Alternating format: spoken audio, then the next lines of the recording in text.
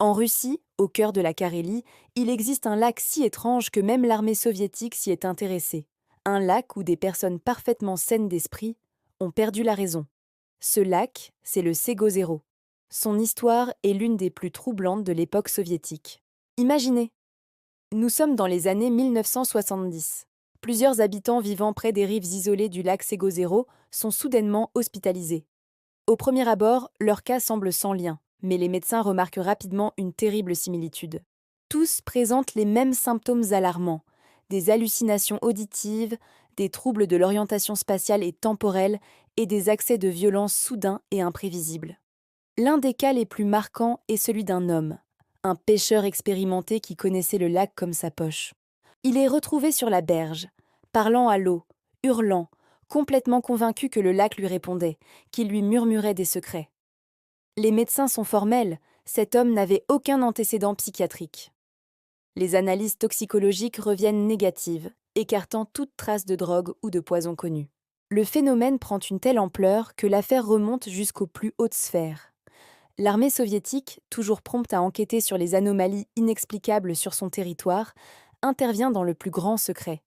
La zone est discrètement bouclée. Des équipes de scientifiques et de militaires installent des capteurs sophistiqués tout autour du lac, espérant mesurer quelque chose, n'importe quoi, qui pourrait expliquer cette folie soudaine. Les témoignages des autres pêcheurs et des habitants restants sont tout aussi inquiétants. Beaucoup rapportent un phénomène récurrent, une expérience physique terrifiante. Ils décrivent une vibration sourde, une sorte de grondement de basse fréquence, qui ne semble venir de nulle part et de partout à la fois. Une vibration si intense qu'ils la ressentent au plus profond de leur poitrine. Et immédiatement après, un sentiment de panique irrépressible, une angoisse pure et primale qui les pousse à fuir sans se retourner.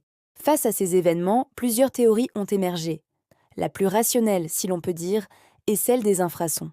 Des sons à une fréquence si basse que l'oreille humaine ne les perçoit pas, mais que le corps ressent. Ces infrasons, générés par des mouvements tectoniques souterrains ou des phénomènes géologiques propres au lac, pourraient directement affecter le cerveau, provoquant désorientation, anxiété et hallucinations. Une autre hypothèse parle d'émissions électromagnétiques d'origine inconnue, un champ puissant et localisé qui perturberait les fonctions neurologiques. Enfin, la théorie la plus spectaculaire évoque la présence d'une immense cavité souterraine sous le lac. Cette gigantesque caverne pourrait agir comme une caisse de résonance naturelle, amplifiant des phénomènes géologiques jusqu'à créer ces effets dévastateurs sur l'esprit humain. Que s'est-il réellement passé au lac Ségozéro ? Les rapports militaires, s'ils existent, sont toujours classifiés, enfermés dans les archives russes. Le mystère reste entier. Mais une chose est sûre, le phénomène, lui, continue. Aujourd'hui encore, les rares habitants qui vivent près du lac évitent de s'en approcher, surtout par temps calme.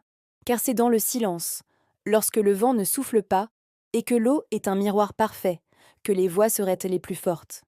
Et personne ne veut entendre ce que le lac a à dire. Merci d'avoir regardé. Si les mystères inexpliqués vous passionnent, abonnez-vous pour ne rien manquer de nos prochaines explorations. À très bientôt.